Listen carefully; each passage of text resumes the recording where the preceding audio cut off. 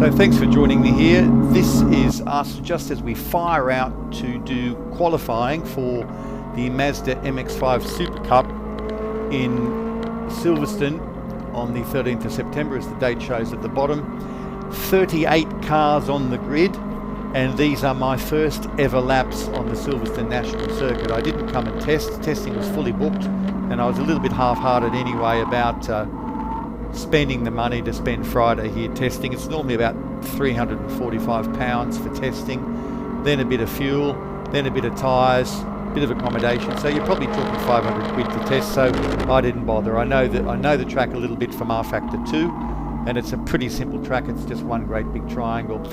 Just to diverge a bit, that's Luke Herbert passing me on the inside. Luke Herbert is the 3 times champion of MX5 Supercup in Great Britain and the reigning champion.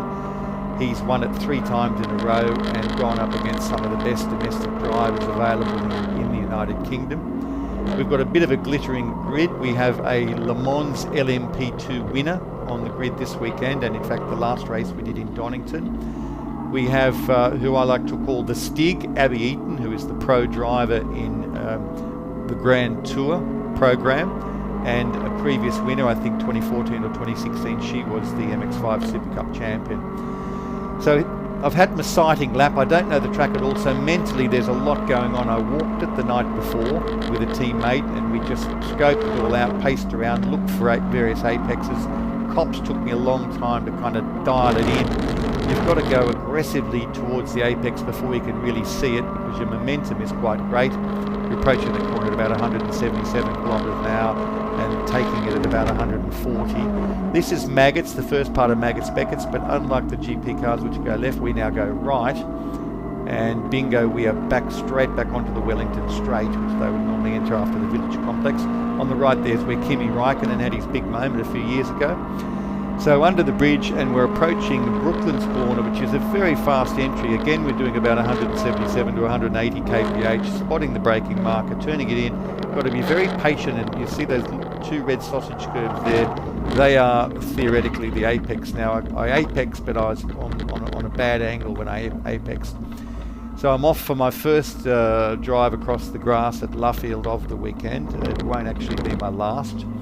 And now I just want to stay out of people's way as I come back up to speed and just gather my thoughts and work out exactly what we're going to do. It's a 15-minute qualifying session, and I've given myself kind of 3, 4, 5 laps maybe to just scope it out, let the tyres come in.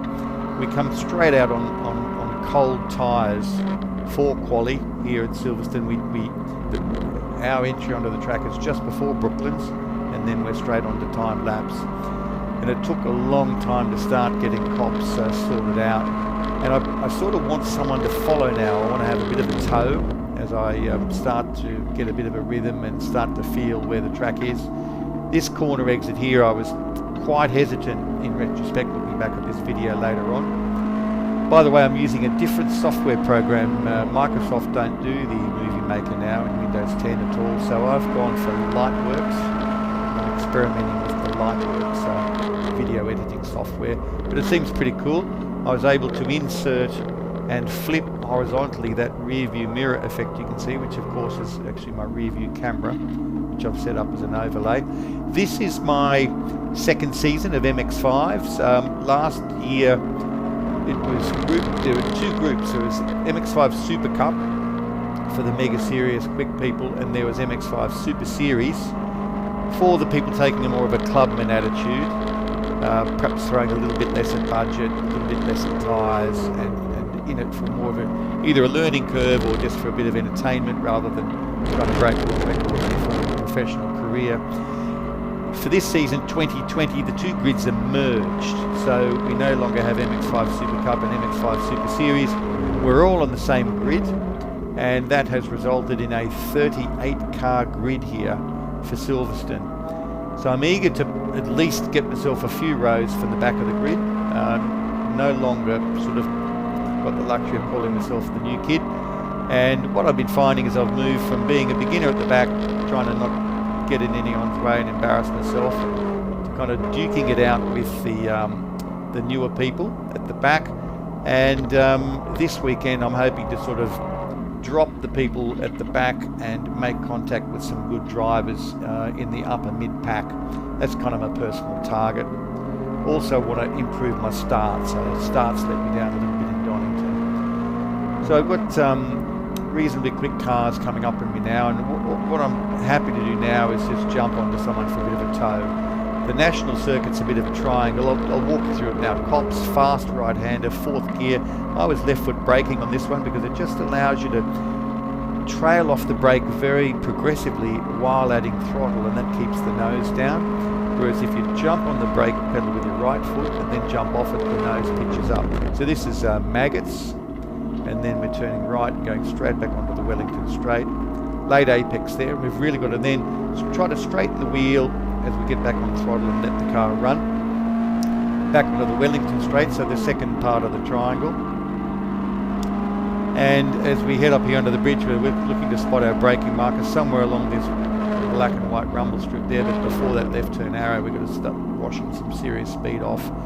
And those two sausage curbs are theoretically the apexing point, but you've really got to be looking well ahead and making sure you're still executing a really nice strong left-hand turn. Exit of Luffield here, you want to be really hugging the inside curbs so you can get back on the throttle full bore and not have to hesitate at all to avoid leaving the track on the outside. And now the final part of the triangle is the pit straight as we start to look again for a nice entry into Cops. And I'm starting now to apex there properly. The track's pretty wide, but you're carrying a lot of momentum, so if you apex nicely, you've got a much better exit speed. You'll see over the course of the weekend, I'll be producing videos about race 1 and race 2, and then a little bit of a highlights video for people who are not that into racing or are time poor or perhaps have a bit of ADD. We'll do a sort of best hits and best events of the race. So the qualifying session is kind of evolving now. I'm starting to come up to speed. I'm looking for somebody to hook up onto. You'll see the car in front of me move around quite a bit, especially on the exit of Luffield. Getting a little bit tidier here now. So it doesn't matter too much if you're hugging the curb right here where I am now, but right now you've got to be on the curb, and that guy's so wide he really can't get the power down as well as he might like to. So you want to be very close to the curb at the end of Luffield. So back onto the pit straight again to start a fresh lap. I can't quite see my lap time delta there. I've got simply my Android phone in that aluminium housing, and my phone is running an app called Race Chrono Pro, which is about a 15 or 16 pound app, which is accurate to within 3 or 4 hundredths of a second. So I'm tending now, I used to run it in quali and the race, because you come in a quali with a pretty good idea of your lap time target to see where you are, but also to see if something works or doesn't work. I'm tending not to use it in the race now, because lap time is kind of a bit of an anecdote. In the middle of the race you're trying to overtake the guy in front of you, person in front of you, and try to not be passed by the person behind you. Now I think from memory this is my best lap coming up, because I've now got a couple of people to slipstream. I've got a double tow if you like. Tyres have come in a bit now, and my line's improving through Brooklands and into Luffield, and I'm getting a nice exit there, unwinding the steering as I use all the track on exit from a nice tight inside line. And now I'm quite happy to follow these guys around. The car in front of me, he has decent pace. And I'm just going to see what I can do here. So getting the turn in okay for Cops. Back on the throttle, no problem, because I'm not wandering wide. White car behind me having a bit of a look at what I'm doing, but I'm really hoping to not get any interruptions from that car. I'm just going to nice clean lap. So this kinked braking zone, you really do need to line it up by coming well over from the right-hand side. That was a little bit stronger exit for me there. My car's pulling pretty well on the straights. I've got a fresh fresh belly full of Castrol Edge, which is the oil I use, and freshly cleaned air filter, which happens before every weekend. And I've got my braking markers in mind. I'm apexing okay there, smooth enough through here with just a bit of throttle, slight correction, and now I'm going to just follow these guys. And I think at this point I'm about 1.29 up on my previous best, which is a nice chunk of time. And that brings me into the 110s. I end up with a 110.8, and I qualify ahead of 8 other drivers. I don't manage to improve my lap any further from there. Now, I was touching before on the Super Cup versus Super Series story. You can see people still wondering why at COPs it looks such a simple thing to get right, but it's not. You just misjudge it slightly on entry, too much speed, or not on the optimum line, and you're wide. So just getting back to what I was talking about Super Cup versus Super Series. So this year it's a combined grid, but we have the opportunity to self-select. We can enter as a Super Cup Pro or a Super Cup Clubman class driver. The idea being to give the slightly less experienced drivers like myself, or perhaps drivers who don't want to throw a whole lot of budget at it, or drivers who are out to have a lot of fun and not hoping to, put the car on pole and break world records, and just take a little bit more relaxed approach to it. And while we're all on the grid together, racing in identical cars, there are subtle changes to the approach. If you're a pro driver, you're definitely going to start every weekend with a brand new set of tyres. As a Clubman driver, you probably won't. If the pro drivers are getting consistent race coaching and analysis of all their telemetry data to optimise their performance, and some of them are doing it for their job. So I'm in the Clubman class. I think there's about 10 or 12 of us in that class this weekend, and I'd be quite happy to just qualify towards the front of the Clubman.